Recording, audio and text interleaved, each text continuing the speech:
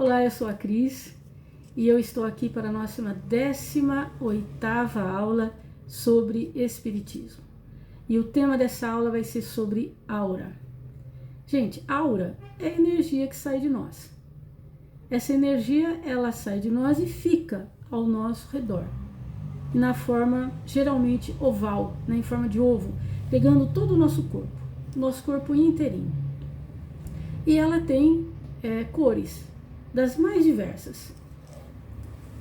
Só que a aura, ela vai ser como um espelho.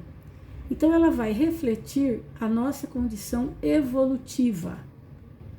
Ela vai refletir também todo o nosso emocional, todo o nosso físico e o nosso espiritual. O nosso espiritual através mesmo da questão evolutiva.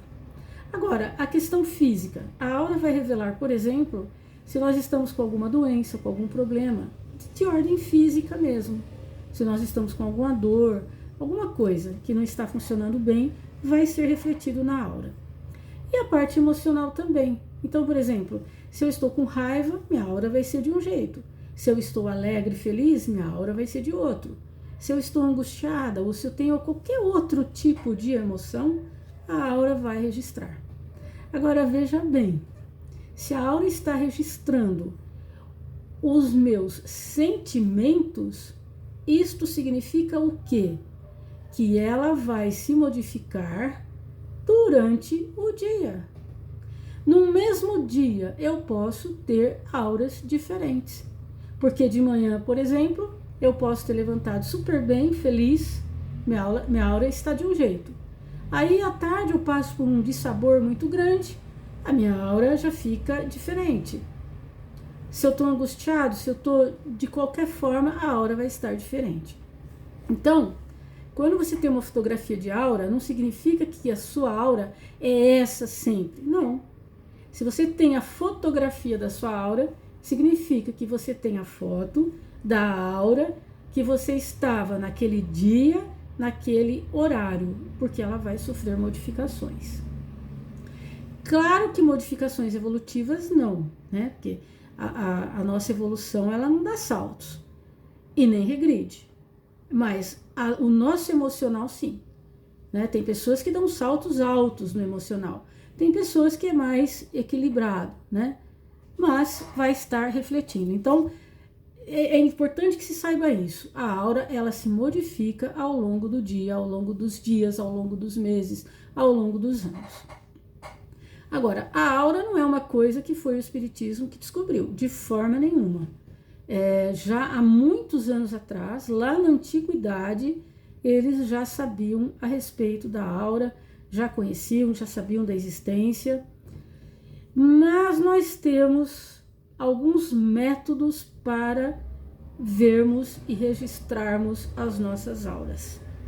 Eu vou falar aqui de 3. O método químico, o método eletrônico e o método anímico-mediúnico. O método químico é muito simples, é como uma fotografia, tanto que é chamado também de método fotoquímico. Vamos ver o que Leon Denis fala a respeito disso. No livro No Invisível. Ele diz assim: se em completa obscuridade se coloca a mão em cima de uma placa sensível, imergida no banho revelador é um banho de prata. Ao fim de alguns minutos de exposição, verifica-se que a placa se acha impressionada. Ou seja, depois de um tempo que você coloca, a sua aura vai estar registrada ali do seu dedo, a aura do seu dedo. Colocada a extremidade dos dedos sobre a chapa mergulhada no banho de prata, se elevando o pensamento, olha só, e num impulso fizermos uma prece, verificaremos em seguida que as irradiações adquiriram uma forma particular, a de uma coluna de chamas que se eleva de um jato. Percebem? Quer dizer, se no momento da fotografia, por exemplo, tira várias fotografias da minha aura, então tiro uma foto agora, imediatamente eu entro em prece, tiro a foto, a aura vai estar completamente diferente da que estava segundos atrás. Esse fato demonstra não somente a ação do nosso pensamento sobre os fluidos, mas também quanto influem as nossas disposições psíquicas sobre o meio em que operamos e lhe podem modificar as condições vibratórias. Olha o poder do pensamento, tá? Outro método é o método eletrônico. Esse método é o que vai dar origem à câmera Kirlian. Eles pegam uma bobina, né? A bobina é um fio enrolado, passa uma corrente elétrica e aí aqui onde estão os fios forma-se um campo magnético, né? Isso, mais futuramente, mais de meio século depois, o casal Kirlian descobriu esse método e deram o nome de câmera Kirlian, tá? Hoje conhecido como câmera Kirlian. Mas muita atenção no que eu vou falar agora. Tem dois equipamentos de foto Kirlian. Tem um que é para pesquisas científicas, esse é extremamente caro e muito complexo. E tem um outro, esse aqui é o perigo. Tem um outro que é para amador. Ele é muito mais simples e muito mais barato. Então, só que tem um detalhe.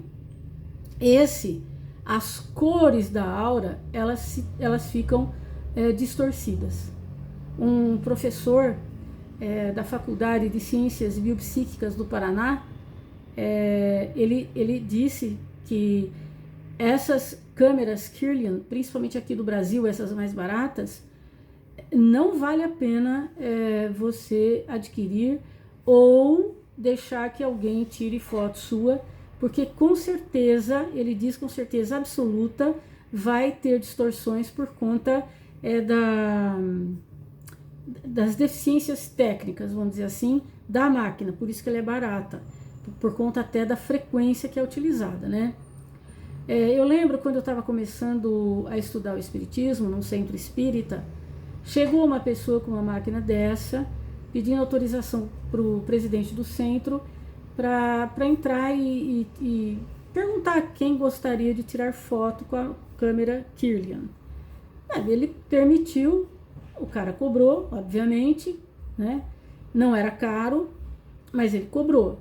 E aí tirou as fotos de pessoas, as pessoas que queriam, ele tirou. Eu fui uma das que quis, né? Mas até joguei fora, porque não tem valor esse tipo de foto por conta dessa máquina não ter assim, a frequência é muito baixa e então as cores saem todas distorcidas, não é uma foto real, então não tem porquê a gente ter uma foto dessa. Então vocês ficam atentos, se de repente tiver um local que está oferecendo, nem que for muito barato, sabe, R$10, não paga, porque não vai ser a foto verdadeira que você vai ter, tá? Agora, o interessante, isso é muito importante, é que foi descoberto que a aura de uma pessoa, ela registra a aura de outra, é influenciada pela aura da outra e influencia a aura da outra. Vou explicar. Eu tô aqui com a minha aura, chega uma pessoa aqui, imediatamente, sem eu perceber, de forma inconsciente, a minha aura registra a aura da outra pessoa. A outra pessoa vai influenciar na minha aura e eu vou influenciar na aura da outra pessoa. Os jovens não gostam muito quando eu dou essa aula, porque eu tenho que dizer que é muito importante a gente saber certinho quais ambientes que a gente vai frequentar. Por exemplo, se você vai num ambiente, né, em que se usa muita bebida, além de bebida, que só a bebida já é ruim se for em excesso, e além da bebida tem drogas. Como vocês acham que vai ficar a psicosfera desse ambiente? Uma aura interferindo na outra aura, uma aura captando outras auras. Quais espíritos vocês acham que vão ser atraídos para esse ambiente? Com certeza vai estar assim de espíritos. Espíritos superiores vão ali? Não, só se for em missão de socorro. Vai ter espíritos inferiores com as suas auras, interferindo, influenciando nas nossas auras. Então, tomem muito cuidado, não vale a pena ir em ambientes desse tipo. Cuidado também com as amizades, uma vez que a sua aura afeta a aura do outro e a aura do outro afeta a sua. Cuidado com as amizades. Gente, é impressionante. Eu que dei aula, né? Eu fui professora. É impressionante. Primeiro dia de aula, os grupos já são formados. E a gente observa os grupos por afinidade. É uma aura atraindo outra aura. É a sintonia. É impressionante. O grupo de alunos que não querem fazer muita coisa, o grupo de alunos que sim se interessam, querem aprender, querem fazer, eles se reúnem certinho. Os tipos de pessoas. E isso não é só em sala de aula, em qualquer local. Você vai numa festa, os grupinhos são formados. Qualquer lugar que você vai. Por quê? Sintonia. Por quê? Aura. Por exemplo, se você tem uma aura boa, você se ressente com a aura mais inferior do outro, com a aura contaminada do outro. Às vezes você fala assim, nossa, eu não consigo ficar perto de certa pessoa. Não consegue porque as auras são muito diferentes. E a sintonia está muito diferente. Então, dá assim um constrangimento, né? Dá uma coisa ruim, você não fica bem, você não fica à vontade na presença de outra pessoa. Então, é um alerta aí que eu dou. Inclusive, o objetivo mais dessa aula foi isso mesmo, tá? Pra gente ficar muito atento. Depois, futuramente, quando eu for falar de obsessão, perturbação espiritual, eu vou falar novamente nesse assunto. Mas é bom já que a gente saiba, né? Que temos que escolher, sim, as pessoas que entram nas nossas casas, escolher, sim, os lugares que a gente frequenta. Isso é importantíssimo, né? As nossas amizades, é muito importante isso. Bom, a outra coisa, viu, gente? A NASA, ela destina verbas para esse estudo da aura. Impressionante. Agora, o outro método, que é o método anímico mediúnico, que é o método espiritual, né? A pessoa vidente, ela consegue enxergar a aura do outro. Ela pode até dar detalhes. Tem pessoas que veem de uma forma mais assim simples, e tem outros médiuns videntes que veem com detalhes a aura das pessoas. E uma coisa interessante dentro desse assunto é a psicometria. O que vem a ser a psicometria? Que tem a ver também com esse assunto. A psicometria é quando um objeto, ele retém, e não é quando ele retém, porque sempre retém. É quando os objetos retêm a energia das pessoas que o manipulavam. Então, por exemplo, você tem no seu quarto, todos os móveis ali do seu quarto estão retendo as suas energias e retendo tudo o que acontece lá. Dentro de uma casa, dentro de qualquer lugar, né? Qualquer objeto pessoal, objeto público, né? Se você, então não é só o objeto também que retém, o ambiente retém. Por exemplo, você vai num determinado lugar, pode ser até ao ar livre, tá? E um médium muito sensitivo, ele pode captar o que aconteceu ali. Com detalhes, né? As ocorrências mesmo. Eu vou mostrar para vocês o relato da Ivone Pereira, que ela faz no livro Devassando o Invisível. Olha a história que ela conta, que coisa impressionante, que mediunidade que essa mulher tinha. Gente, mais pra frente eu vou falar sobre a biografia de alguns espíritas, viu? Ou de pessoas mesmo sem ser espírita que vale a pena ser dita, dos fenômenos que acontecem, daquilo que eles fizeram. Eu vou falar assim. Vou falar do Chico, vou falar do Divaldo, vou falar da Ivone Pereira, eu vou falar de vários, tá?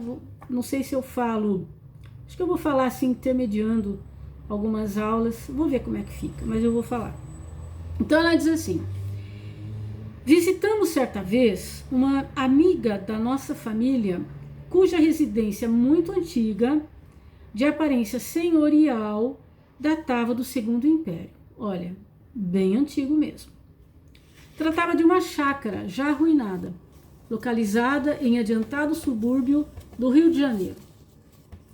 Nossa visita, que se estendeu por 6 dias consecutivos, necessariamente nos obrigou a pernoitar na dita residência outras tantas noites. Ela ficou, então, 6 noites naquela chácara. Não nos foi possível, porém, conciliar o sono na primeira noite ali passada, enquanto que nas subsequentes, apenas pela madrugada, repousávamos ligeiramente, o que nos debilitou, alterando a saúde. É o que ali acontecera durante a escravatura, pelos meados do Segundo Império, nos foi revelado pela própria ambiência onde os fatos ocorreram. Gente, ela estava então na casa de uma amiga, numa chácara, mas que tinha sido do Império, da época do Império. Já tinha passado muito tempo e ela conseguiu ter, vocês vão perceber, assim, detalhes. Ela escutou gente falando, ela escutou a roupa, o barulho da roupa que se fazia ao andar. Olha que coisa impressionante. Psicometria do ambiente, isso. A chácara fora uma fazenda de escravos. Assistimos ali então às cenas típicas da escravatura. Desapareceram as ruas atuais que estruturam o bairro, a paisagem que compõe o panorama do momento. Tudo se modificou ao redor dela, na visão dela. É como se ela estivesse naquela época vivendo como se aquele dia fosse o dia de hoje, que ela estava vendo lá do passado. As nossas percepções espirituais, ela estava em vigília, ela não estava dormindo. O que víamos não era como em sonho, nem durante os transportes, mas em nosso estado natural, embora estando já recolhida. Ela estava no quarto, mas ela não estava dormindo. Se delinear a fazenda antiga, as senzalas, os milharais, o canavial, a movimentação cotidiana, acompanhada do cântico dolente e magoado dos escravos, que iam e vinham em suas lides obrigatórias, sobraçando pesados cestos ou carregando à cabeça sacos ou feixes de lenha e ferramentas ou batendo enxadas. Olha só, ela via o ir e vir dos escravos. Toda a excitação de um dia de trabalho numa pequena propriedade rural objetivou-se aos nossos olhos espirituais atônitos que não chegava a compreender o que se passava. Lógico, né? Ela está lá dormindo na casa de uma amiga, de repente ela vê tudo isso. Não entende o que está acontecendo.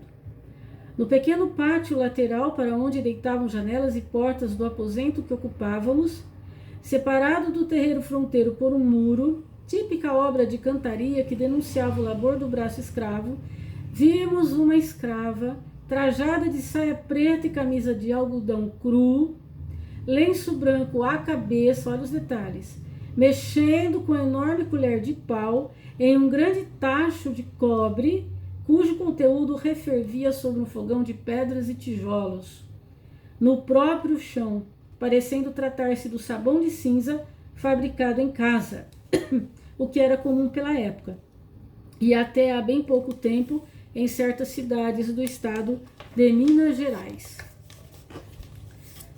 Outra escrava, no mesmo local, em plano aéreo pouco mais elevado, surrava com uma palmatória um moleque, provavelmente seu filho, regulando 8 a 10 anos de idade, o qual, de bruços sobre seus joelhos, esperneava, gritando sem parar. E vimos um velho escravo, atado ao pelourinho pelos pulsos, para o suplício do chicote, ao qual chorava e gemia angustiadamente, invocando o socorro divino. Meu Deus do céu, meu anjo da guarda, tenham dó de mim, enquanto se repetiam os estalidos do chicote acionado pelo capataz. Ela via o capataz açoitando, ela escutava o moço pedindo ajuda, fazendo a oração. E surpreendemos ainda, cremos que perfeitamente materializada e não retratada nas ondas etéricas, uma dama de aspecto senhorial, esbelta e bonita, com longos e amplos vestidos em tafetá azul forte, cabelos muito negros e luzidios, penteados com esmero, brincos e pingentes de ouro tão compridos que lhe iam quase aos ombros, colar amarelo reluzente, como de ouro, um laço de veludo negro ornando o topete dos cabelos, e até mesmo o ruge-ruge do tafetá e das saias engomadas. Imagina, ouvir o barulhinho ali da saia no andar da senhora. Engomadas, ouvimos quando de suas idas e vindas pela casa, passando por nós como se tratasse de uma pessoa, quer dizer, como se ela estivesse vivendo aquela situação. Tais cenas e movimentação, no entanto, eram confusas, como incrustadas umas nas outras, sem sequência lógica ou enredo previsto. Já imaginou a confusão dessa médium, né, sem saber o que está acontecendo e está vendo tudo aquilo? No dia imediato, a primeira noite que ali passamos, participamos a nossa amiga, falou para amigo, cujas ideias eram igualmente espíritas, né? A amiga também era espírita. A singularidade observada, tendo cuidado, porém, de omitir os detalhes mais fortes, visto que poderíamos não ser devidamente compreendidas. Ouvindo-nos o relato do velho escravo Pelourinho, respondeu excitada: essa chácara foi sim uma fazenda de escravos ao tempo do Império. Ainda existem nos fundos do quintal as ruínas de um Pelourinho. A Ivone não sabia de nada disso. Com efeito, levando-nos a uma pequena elevação existente nos fundos do extenso terreno, contemplamos o pedestal em cantaria pesada, ainda quase intacto, e os restos da coluna onde eram amarrados os pobres negros para serem açoitados. Diante dessas ruínas, nossa alma chorou enternecida, elevando uma prece fraterna em intenção do pobre velho, cujo drama entrevíramos na véspera, narrado pelas próprias vibrações locais. Narrado pelas próprias vibrações locais. É a psicometria do ambiente. Quer dizer, ali naquele local ficou registrado tudo o que tinha acontecido. E também, rezei também pelo seu algoz, que certamente através de uma reencarnação reparadora, ainda andará pelas ruas do próprio Rio de Janeiro a exercer o bem em desagravo das odiosas atitudes do passado. Então, é um relato, meu Deus, com riqueza de detalhes, né, que a Ivone Pereira conseguiu captar. Porque a aura do ambiente entra em contato com a aura do médium, e ela capta, e ela sente, e ela vê, ela escuta, como se estivesse vivenciando naquele momento. Agora, a psicometria, ela necessita da ajuda de espíritos, quer o médium perceba ou não. A psicometria não acontece sem que um espírito esteja ali ajudando. Olha só o que André Luiz fala no livro Mecanismos da Mediunidade em relação a isso. Como em qualquer atividade coletiva entre os homens, é forçoso convir que médium algum pode agir a sós no plano complexo da psicometria. Igualmente aí, o sensitivo está como peça interdependente no mecanismo da ação. E a própria Ivone Pereira, naquele mesmo livro, ela põe uma nota de rodapé que ela diz o seguinte: não for a assistência de nossos guias espirituais e ainda a operação psíquica para imunização do médium, estas cenas suportadas por nossa faculdade durante 6 noites consecutivas, provavelmente teriam alterado nosso sistema de vibrações mentais, ocasionando um gênero de obsessão. Então, ela está dizendo que realmente houve a participação de guias espirituais para que tudo acontecesse, para que ela percebesse tudo aquilo e que inclusive fosse protegida, né? Caso pudesse até pegar, sei lá, uma perturbação. Então, o objetivo dessa aula realmente foi esse, de nós sabermos da existência da aura, mas mais do que saber da existência da aura, sabermos que a aura das pessoas nos influenciam, o ambiente nos influencia, a nossa aura influencia também. Mesmo que a gente não perceba, o fato de estarmos em ambientes carregados vai afetar a nossa aura, vai afetar o nosso sistema nervoso, vai afetar o nosso sistema psíquico. Então, vamos cuidar bastante com os ambientes que a gente frequenta, com as amizades também que a gente tem. Eu espero que essa aula tenha ajudado de alguma forma e eu desejo uma semana maravilhosa para todos nós, que as bênçãos de Deus e de Jesus recaiam sobre os nossos corações, sobre as nossas vidas, nos protegendo, nos iluminando e que a gente possa sempre trilhar o caminho do bem. Que o nosso foco seja sempre Jesus, o nosso mestre, o nosso guia. Um abraço a todos vocês. Até quarta-feira que vem, se Deus quiser.